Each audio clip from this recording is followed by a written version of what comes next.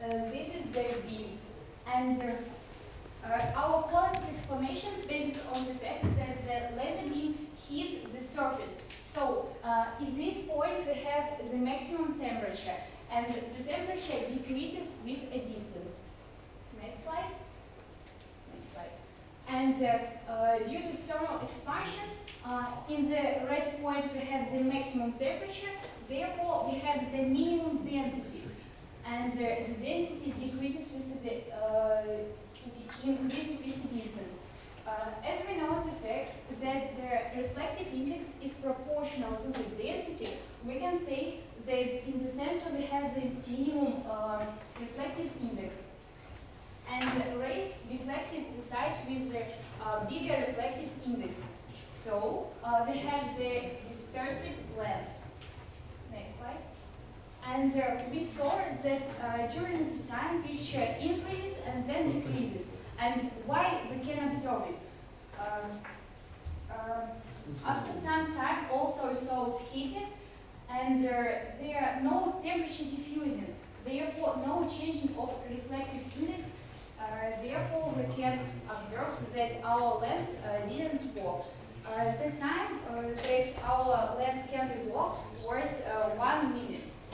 Next slide. And why we can observe the rings? We got the screen and put some points on the screen. And if we summarize all illumination of all rings, we can observe the phase shift. The equation of the phase, the equation of the phase demonstrated on the slide. We can observe that the different points we have different reflective index and different distance. Therefore, we can observe the phase shift. And yes, correct. Now let's talk about mathematical model and talk about how the temperature in the solar cells are changing with the distance. We write down the equation for changing their heat changes, and then write down how the intensity of the solar cells changing during the time. The next slide. And to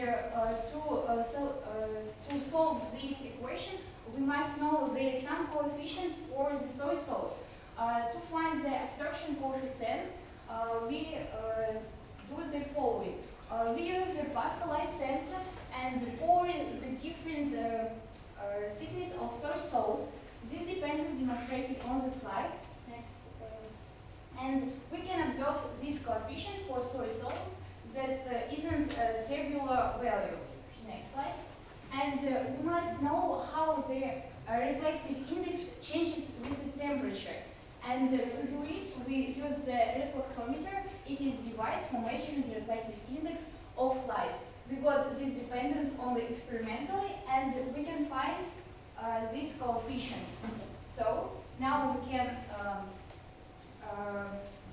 solve our equation and obtain how the temperature changes during the distance.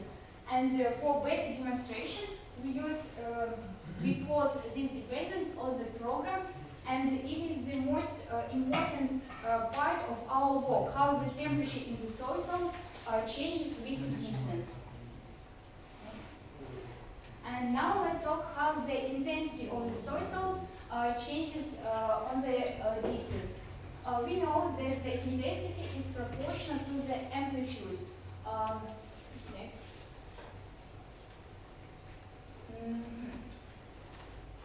Then we write down the phase if we know that in the focus all of rays in one phase.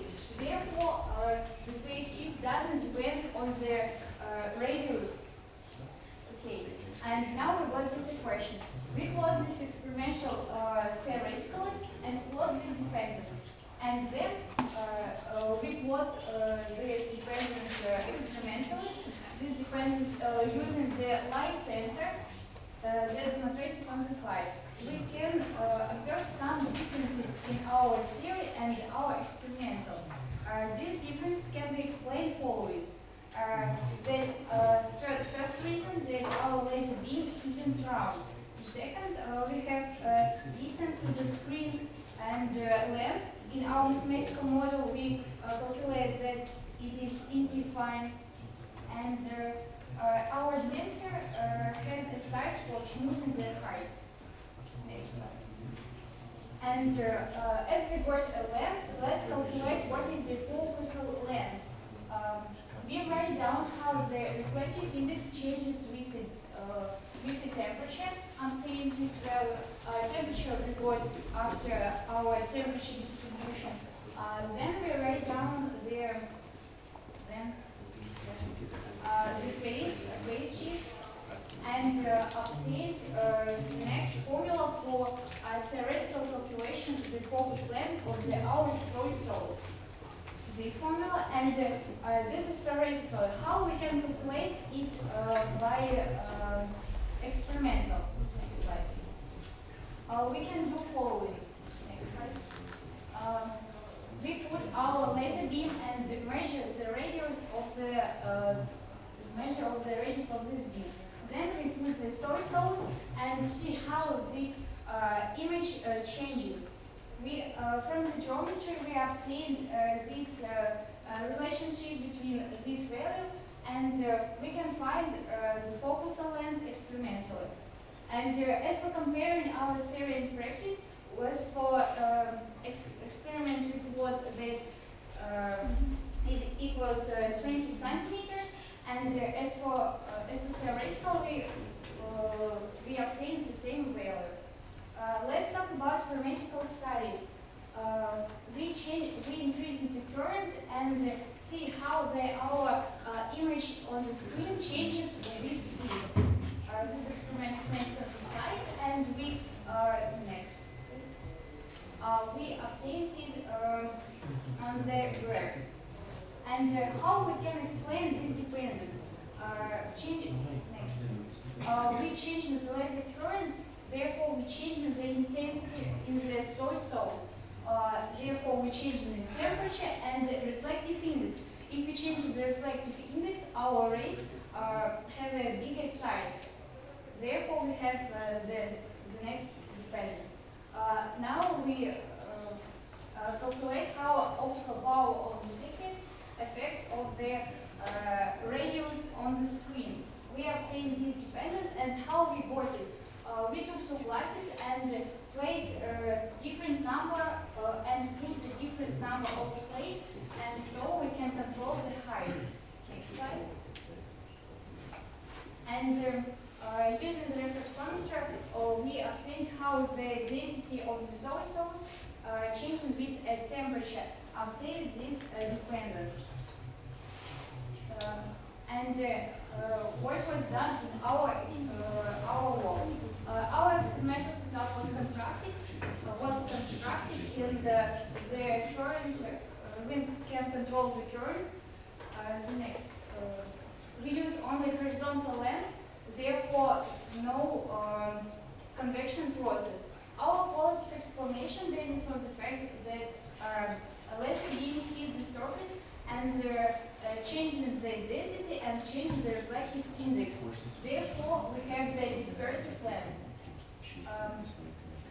We discussed about reinformation. Therefore, we have a different phase shift in one point on the screen, and obtains how the temperature distribution on the absorption coefficient. We got the theoretical formula for focal length and was the method for measure for experimental. We find coefficients showing how the temperature changes with how the reflective index changes with the temperature, and was comparing how the intensity changes with the distance with theory and practice. The dependence, because the dependence image means from the laser current, and was the change in density with the temperature. And so, thank you for your attention. Question from the opponent. Alright, so you claim, that the density of the fluid decreases as you heat it. If that's the case, where does the fluid go? Can I repeat? if the density of the fluid decreases as heated, where does that fluid go? If the density in the center changes, Yeah, where does that fluid go? come out, Is it not sealed? not sealed. Is the soy sauce sealed within the 2 glass slides? Can you Is the soy sauce sealed within the 2 glass slides that you sandwiched over? Okay, next. I'll go on. We can discuss. So, do you assume that your beam is parallel as it passes through the lens? what is the Do you assume the beam is parallel? Like, are the rays parallel?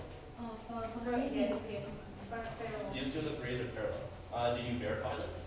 yes. How? It was we didn't measure it. Okay, so you did not verify that it's parallel. Yes. Alright, so did you consider any effects of the absorptivity on the focal length? Like you calculated how some of the laser intensity light power is absorbed. So did you investigate those effects on the focal length? Yes or no? So in your focal length equation, did you measure the beam radius? Yes.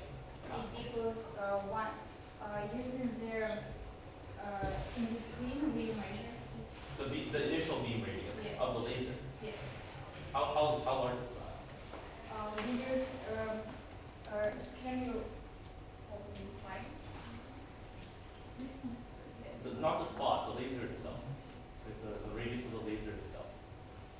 We have lens diffusion and we Is the lens equation I'm balanced? sorry, there is no more time for additional question. Please move on. Preparation and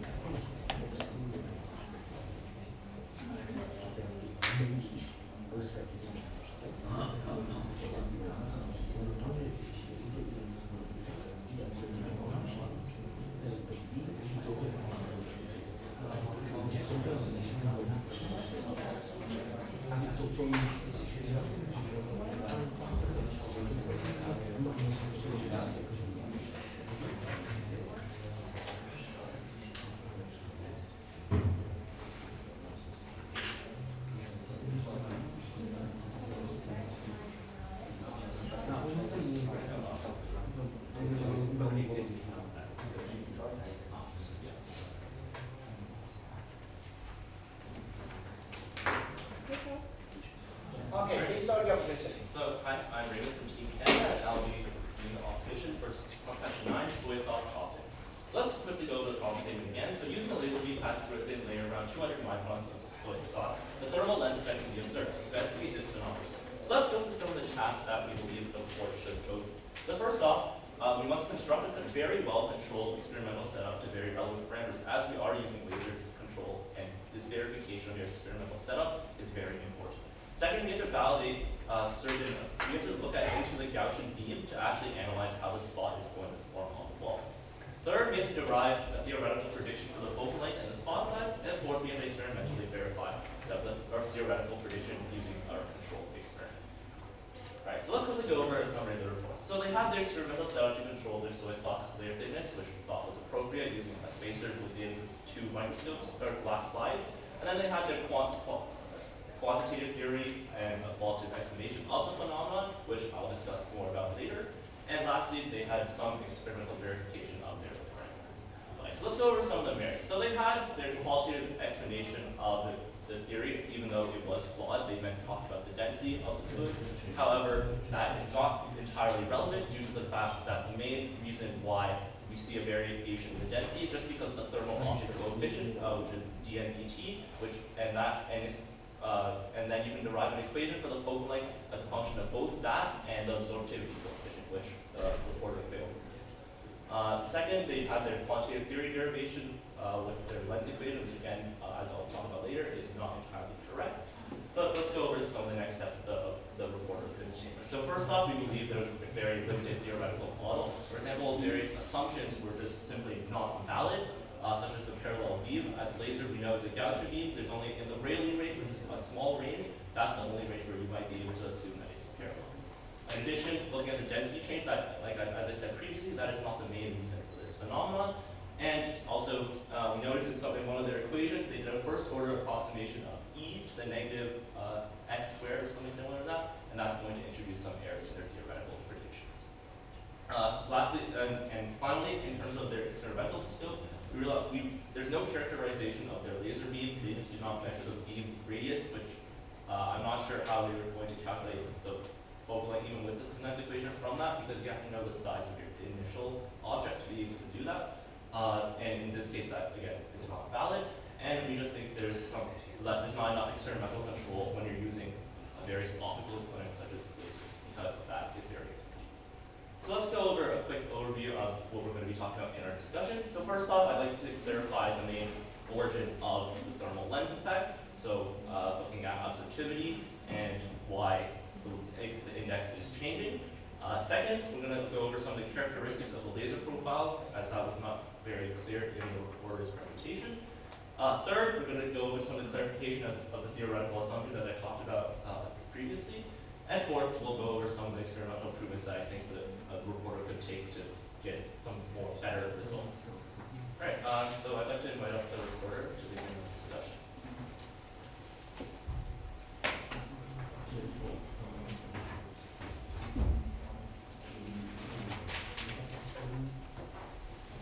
All right, so first off, I believe you said that density is the main reason for the density change is the main reason for the change in your index. Can you explain why you think that's the case?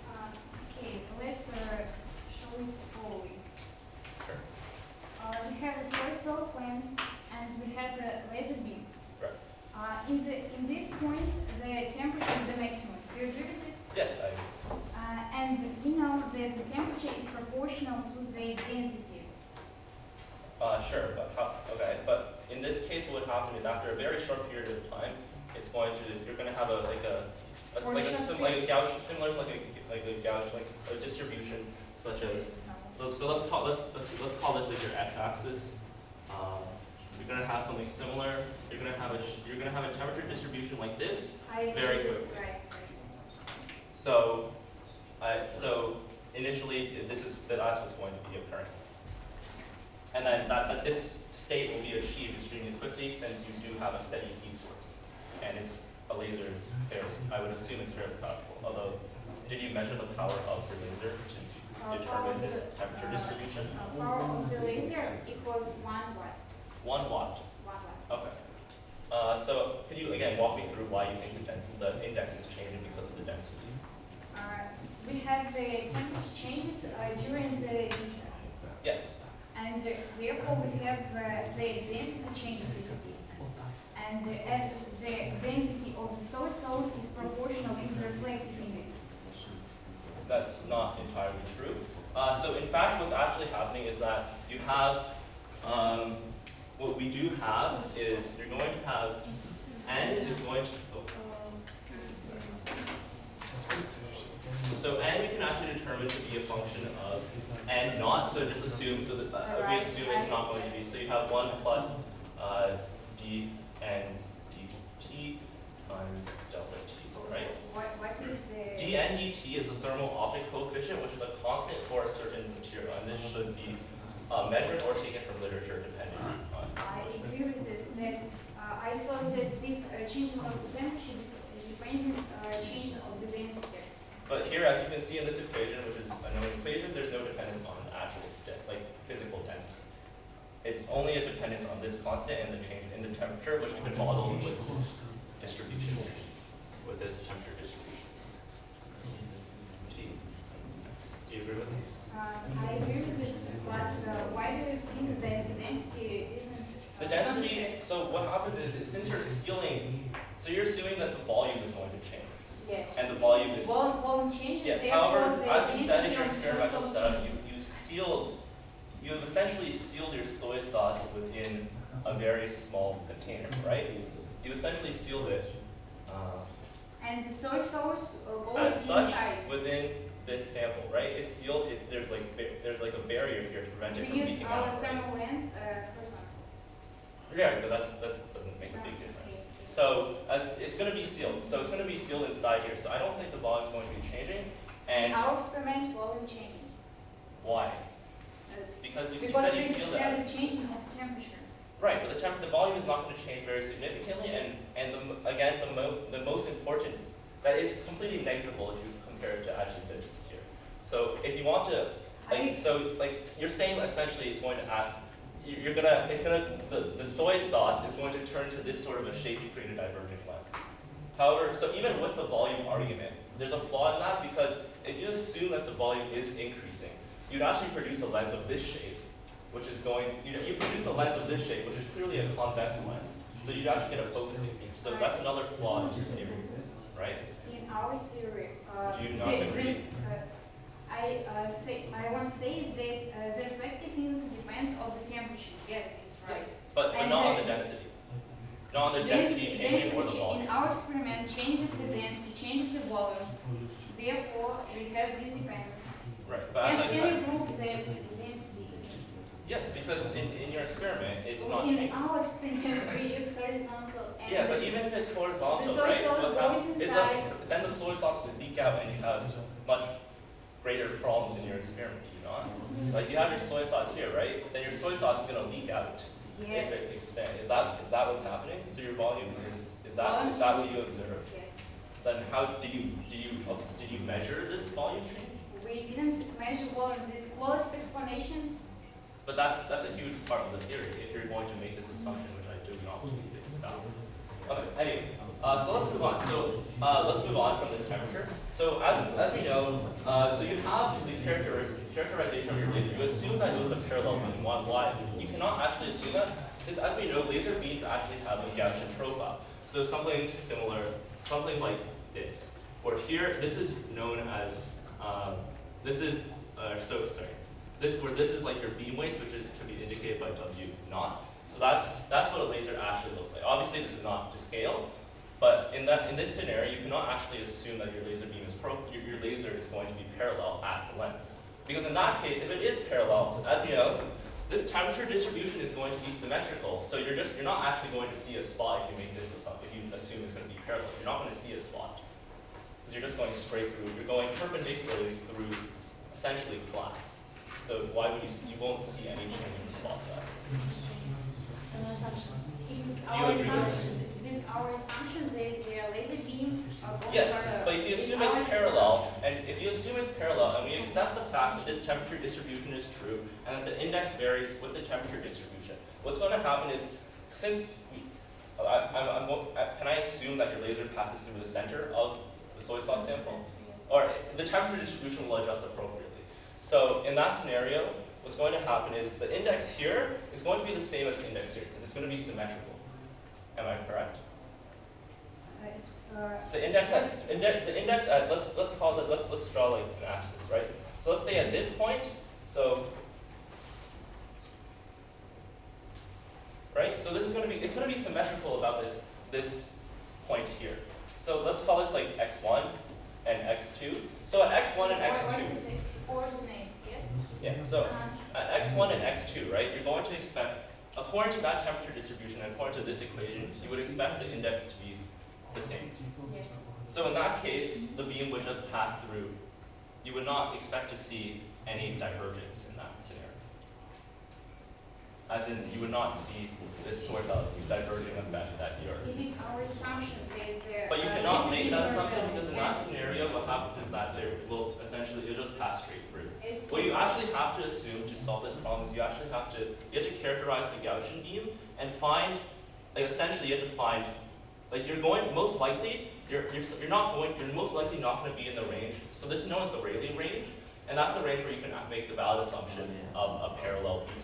However, unless you determine what that range is and that you're conducting your experiment in that range, you cannot make the assumption that your beam is parallel. And also this phenomenon will not, as I explained, will not actually occur in that range. What we actually have to do is you have to find essentially your phenomenon is going to be occurring somewhere after that Rayleigh range, and that's when you're going to see that phenomenon occur. Right? Does that make sense? How we can work that our laser beam will be parallel? Right, so your laser beam is not parallel. Lasers are not, they're much better than your standard like flashlight or something. However, if we compare, a laser, in this experiment, we must still clarify that this is not parallel, and that's an invalid assumption. Do you agree now? Would you agree with that? I agree with that the direction of the laser beam depends on the temperature distribution. Okay, so we can actually, what we can do, do you think do you have a way of solving for this, just how the beam would diverge? Can you solve this? Do you have a method, since I think we've proven that the beam is not in fact parallel, can you think of a way to characterize this laser beam, to gain this kind of a function? So this is going to be like some z-axis, so the direction of propagation, and this is going to be like the radius of. So this is your radius of your. So you want to define. No, like how would you construct? Could you construct an experiment to characterize this beam? So you can write. So for a Gaussian beam, you can write it as I is equal to I naught as a function of e to the negative r squared over. So this is the So you can characterize it as this, right? Intensity on the source changes. Right. So this is so you can do this, right? So but can you think of like an experimental setup where you can actually characterize your laser? Because that's an extremely important part of this problem that I think you failed to address. But anyway, so moving on, can you clarify some? So actually, returning back to the thermal lens. So how do you think? So actually, when you do this experiment, what happens is you must actually add a converging lens before. So let's assume this is your soy sauce sample, and you actually must add a converging lens. Normally, you must add a converging lens before this to essentially amplify the effect of the divergence. So would you agree with this? Okay. So in that case, how would you actually represent this beam propagation? Please summarize the discussion. So I think as a whole, we were able to determine some of the flaws of the reporter theory. For example, the fact that they assumed that the density change was responsible for this phenomenon, I believe is inherently flawed. And we discussed how we might be able to model this using the temperature distribution and this equation of n is equal to n naught times 1 plus dn over dt times delta t. And from that, we might be able to derive some representation of the focal length. In addition, as I stated previously, another important task of this problem was describing the Gaussian beam. And I believe that, as we discussed, we perhaps can employ several methods, such as using a laser beam, or if we can get a laser profile to characterize the Gaussian beam. And then using the Gaussian beam, we're actually able, and several other equations, we'll be able to predict the spot size on the wall, which I believe the reporter was not able to do in the presentation. Just as a Okay, thank you. 3 minutes time for the community for questions and Q&A. The phone is as well as the board. Okay, so hello, ma'am. So I'm going to review this task. So the first, the question for both of you. A quick answer. So what did you measure the time development of your soy sauce, or just the thermal lens effect? What's the measure? The time development, because I can imagine that you place you just place the lens of the sample right in front of the laser. It wouldn't create a thermal effect like this. So if you measure somehow, what's the time dependence of the formation of thermal effect? In our experiments, we was the thermal lens walk about 1 minute. Okay, so what do you think if it's too so too long or it's too short? reaching the steady state as I like heating it up and getting that temperature distribution right. Okay, so next question. What do you think about the placement of the soy sauce? You stated that you in your experiments you said that you have parallel rays. So what do you think that the placement wouldn't change anything? If we change not parallel, we have another temperature distribution. No. I'm asking about if you assume parallel rays, would the effect depend on the placement of the soy sauce of the sample in front of your laser? Okay, that's fine. For both of you, does this effect depend on does this creation of the thermal lens effect depend on the gradient of the temperature or the change in temperature? Gradient of the temperature. On the temperature or the gradient? Or the gradient. So it depends on this temperature distribution as I've shown here. So I guess so in that the sense grade, so the both. gradient. But you need the temperature difference to see the in the index. Okay, I'll ask the opponent. Yeah. Why do you think that you have to place, again, because I thought that you didn't state correctly, but why do you think that you have to place the converging lens in front of your sample? So just on its own, these soy sauce lens is not going. First off, your laser beam is extremely small, right? In general, your laser beams are going to be small. Yes. So to amplify this, we add a focusing beam, and then we place the soy sauce. So for my experiment, I place the soy sauce approximately at But the you know, focus. okay, so you place it, And that what that does is it amplifies essentially the temperature at the point where the laser hit is much higher, and you see a much greater effect. And then we measure the spot size. But you want to see when we look at the Gaussian profiles, you Yeah. stated that it looks like Sorry. a Gaussian profile. Yeah, so I was just saying for the Gaussian profile that you can't actually make that parallel assumption without verifying it. And the parallel assumption is only valid for this gradient range. Okay, But for in my experiment, I did not actually how did you measure that the radius is they used in parallel rays, and how did you measure that the radius is same and then assume that it's parallel rays? How did you How we measure? measure radius of the laser? Okay. Okay, thank you. 2 minutes time for preparation of the reviews.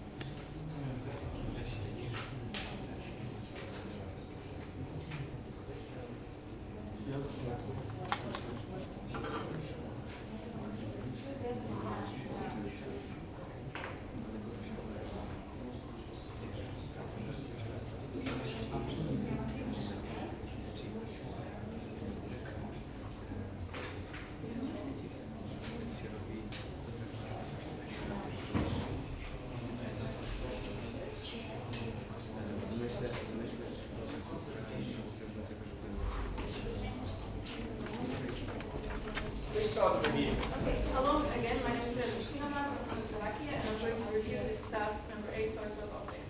So I don't think we are all familiar with this soy sauce optics, sorry I'm saying so we can skip this. First, to the report, summary of the report. They introduced us their experimental setup with their ability to control thickness. They have the control power output, and also they ensure that the sample isn't leaking.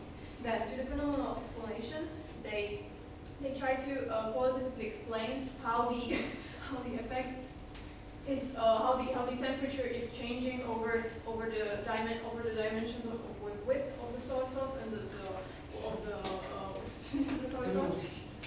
Okay, and then the theory was based on the heat equations and diffraction. Then to the experiments, they tried to investigate the intensity profile and focal length. So to the report generally, their experimental setup we find quite good, but they didn't ensure that how to load the propagation of their laser.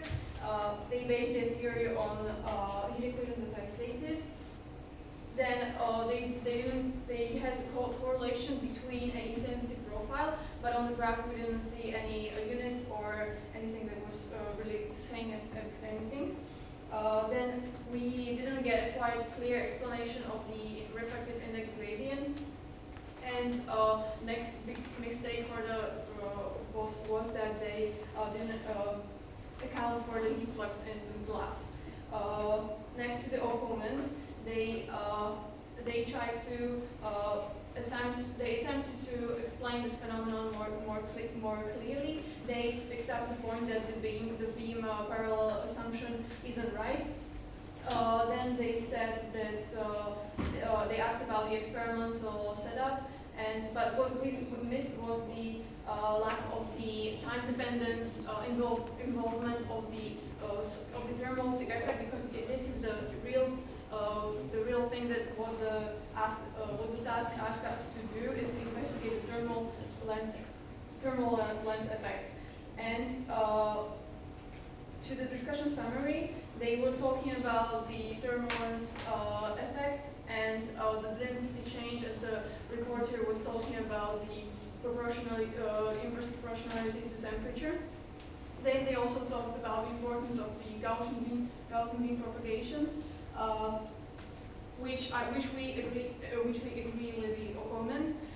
They did talk about also the theoretical assumptions and their experimental improvement. So the clashes were the importance of density, as the reporter stated, and the opponent says it's dependent on the thermal coefficient, and we agree with the opponent that this is the gradient of temperature, which is important. Another clash was that the laser was parallel, and as the opponent said that it can't be parallel, and we also agree with this, that the Gaussian beam profile is important in this effect. Also, they had a clash with the spread of the laser, which we agree with the opponent that the specific curvature of the propagating beams is evolving such hyperbolic functions as he drew on pictures.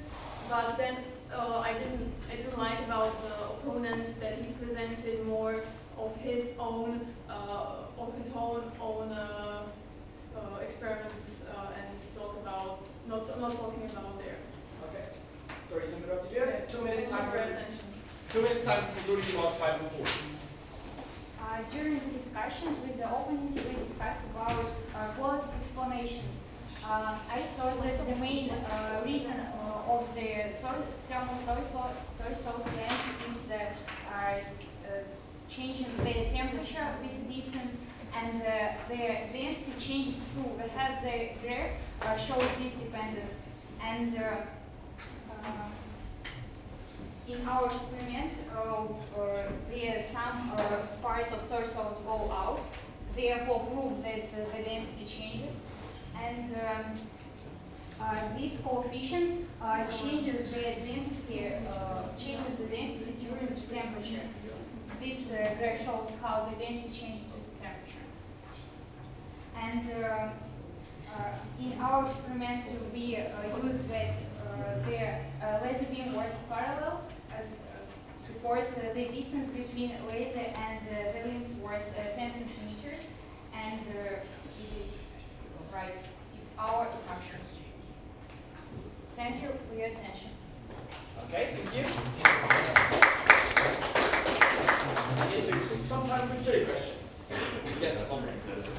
The reporter, could you show us the slide with the temperature profile, special profile that you use in your theoretical model? Theoretical temperature profile, R squared minus R squared. So you solved some problem, of course. Yes, the coefficient, the thermal coefficient, kappa.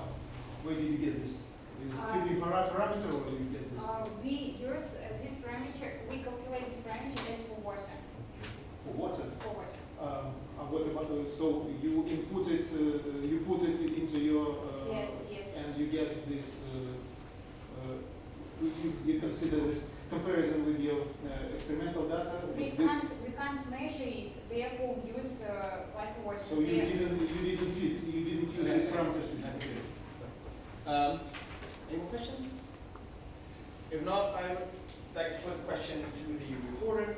The task specifically specifies 200 micrometers as sufficient spacing. May I ask you, how is spacing controlled in your experiment? How we control? Yeah, how is it controlled? We control. Yeah, like you mentioned, sorry, you mentioned this, we have spacing plates. Yes. How do you make them? How we?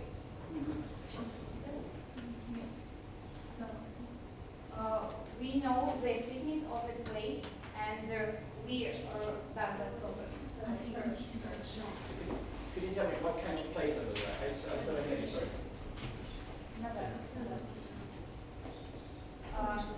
We have a thin plate and clamp in the glass. Therefore, we have one thickness with clamping. Yeah, what's in between? Sorry for What's in between the glasses? What's the material? Material. It's like a thick Aluminium. Aluminum. Okay.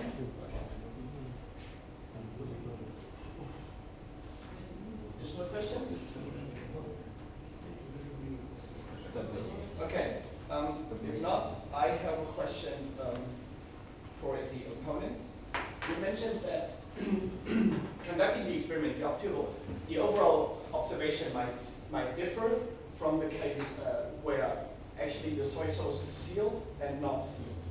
Right. Can you elaborate on that a little bit? So what would actually change in one? I was trying to clarify what because I assumed that it was sealed, but I guess the aluminum is not going to be perfectly sealed. So in my scenario, what I want to do, since density for my experiment was not an important factor, since I used a Teflon spacer between two microscope slides, and then I would assume it's sealed, and then I guess there's minimal expand. And then I filled it up, and then I filled up the space between, and then I with a dropper, and then I clamped them together to hold it. Yes. To the opponent, you stated that you write down this formula for the change on the refractive indices. Of course, it depends on the density, both of the density and the temperature, because of the thermodynamic state. So what is the derivative under the constant density? Oh, sorry. It's partial derivative, or it's? So this is just a constant for. I mean, it's a partial derivative under the constant density, or what kind of derivative? Because the refraction. So you would assume that it's constant density. Yes. Constant density. So Yes. you take into account on the thermal dependence of the refractive index. For this experiment, so just T and DT is the main factor. So the reviewer, do you agree with this? I think it's a partial differentiation of the. So the main cause of the effect because of the thermal dependence of the refractive index. Yes, and I think. Not the density. I think it's the Do you agree with gradient. that? Yes. The main reason is change temperature. Okay. Question to the reviewing team. You mentioned that the reporter was controlling convection. Can you explain why? What background of this thing was? I think it was with the placement of the soy sauce, and it was with the that she did The sample was placed horizontally, Yes, and therefore it could not flow. So convection is an issue. with her experimental setup, yes. Okay. Yeah, sorry. Hands up. So, and there's no more time for your questions. And we'll move on to break. Here.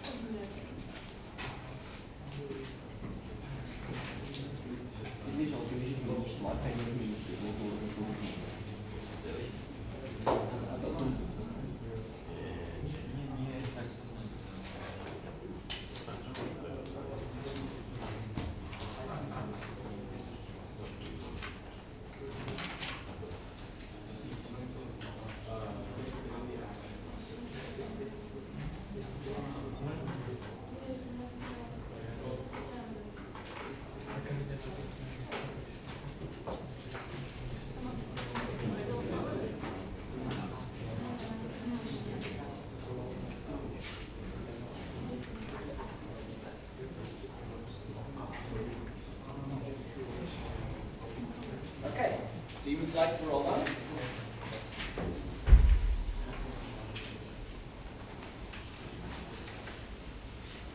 And we start with our marks for the reporter, please.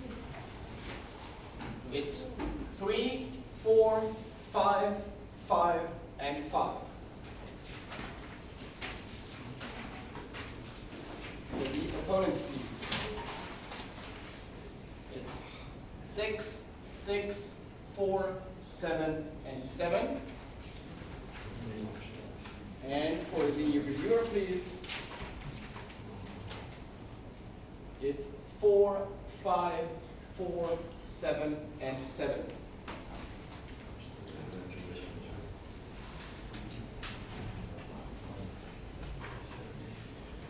Okay. So the low mark on the report was given by me.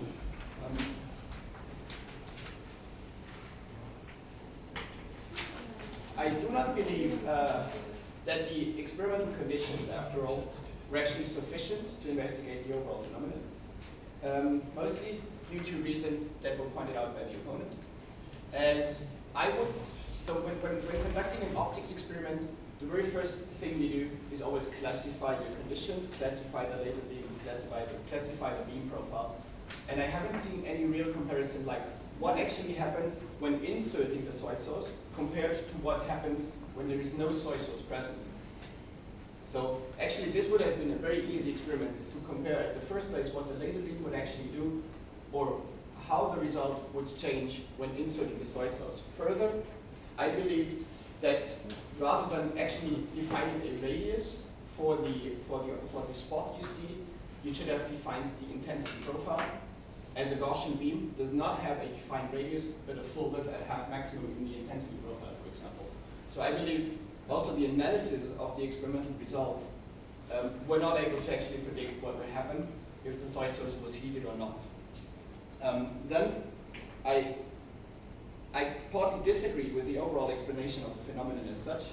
Again, mostly due to reasons that the opponent pointed out, like for example, why actually the refractive index would change. And like we haven't seen any real temperature measurements on the soy sauce, for example, and I don't actually know how good the spacing of the soy sauce is controlled and how actually the spacing would influence the overall phenomenon. As a last point, I didn't feel like you could clear up many of the points that the opponent as well as the reviewer were asking. Most of the questions just didn't have a clear answer. So I added 1.5 for the report, I added 1 for the discussion with the opponent, and I subtracted 1 for answers to jury, opponent, and reviewer questions, which is a 3 in the end. Any comments on the 5? So it's a little bit dark, maybe Dartmoor? No, Dartmoor has 2 single highest. Yeah, so that's going to be you justifying for the report? Yeah, for me, the report presented rather clearly the physical model and the mathematical model. I agree with that. That's why I scored it like middle, so I put 4. Pauline had good explanation, and a little bit I was disappointed about the discussion because your position was not so strong. But you have a good model, but you can't made it clearly what is the main reason. I think I agree with you, probably, maybe. The main reason is just the changing of the refractive index with the density. And of course, the density changes because of local heat. That's all. So we clearly just need to state that there is a derivative of the refractive index on the density, and then the density, depending on the temperature, you stated, you measured. So I agree with it. And you should state it clearly. So stay still, but as I don't agree, that's why I don't agree to the opponent, and I completely didn't understand the comment of the reviewer about what does it mean there was slight, the beam, the Gaussian beam is not parallel. What does it mean? You stated at the Gaussian beam is not parallel. Well, What does it mean? The Gaussian beam is just the distribution of cross-section of intensity. It's not about the. So, and in fact, the specific intensity of the beam, the Gaussian or parabolic, it just made the it's made the mathematical complication. Okay. Sorry to interrupt you. Could we have a statement, a brief statement for on the opposition? Or Yeah, that's so. I put 1.5 for the question because I consider it mostly irrelevant. Then 1 point for the general speech, and 1 point for because few relevant topics was made, and no points for the answers. no subtractions for the answers. Okay. Two high 7s by Dartmoor and Victor on the opposition. You like it quite a lot. The points are distributed like this. I put 1.5 for question asked. Also 1.1 for speaker opposition, and 2.8 for discussion report. Totally 6.8, so it's 7. Okay. Just a short personal follow-up from me. I guess I would have assigned you some high marks if you were more following the report actually. actually been leading the discussion with your own idea. I mean, there were a lot of experimental weaknesses inside the report, which I would have liked to see it discussed, but so that's why 6 is still an over average opposition, but yeah, it wasn't really structured as long as the report, and normally the opposition is supposed to answer to the report, to respond to the report rather than following an own idea. On the review, 2 low 4s by me and Vladimir. Yeah, I felt like the reviewer didn't bring any new aspects to the discussion. There was one aspect you brought, let's see, which was the time dependence, which was your strongest point, I believe. Because I also believe that time dependence is relevant when actually looking at the experiment, because one of the reporter slides was named, okay, after some time we see that. So I would have like you, and you asked also for a characteristic time in your question stage, and I would have like you to see, or to see a discussion on that, how the time dependence would actually, how you would expect the time dependence to happen, and what a typical time scale would be. I mean, the task clearly states 200 micrometers, so it should be possible to give a discrete estimation of the time dependence. So if you're asking for it, I would like to see an answer from you. So, despite that, I think the review had strengths and weaknesses, which somehow cancel off. I didn't feel like the questions were so fully relevant, so I added 0.75 for questions out of 2. I added 1.25 for the review of the report. I added 1.5 for the review of the opposition, which I believe was the strongest part of the review. And I added 1 for discussion analysis, and I subtracted 0.75 for missed points, and I subtracted 0.5 for answers to jury questions. As I believe convection is certainly not an issue. It was clearly stated in their presentation that they had a convection when they put it upright. But I mean, 200 micrometers in a closed environment. Convection is clearly not an issue. Yeah. Okay. Any more justification needed by any of the teams? Okay, if not, we close the second session and enjoy the excursion in the evening. Thank you.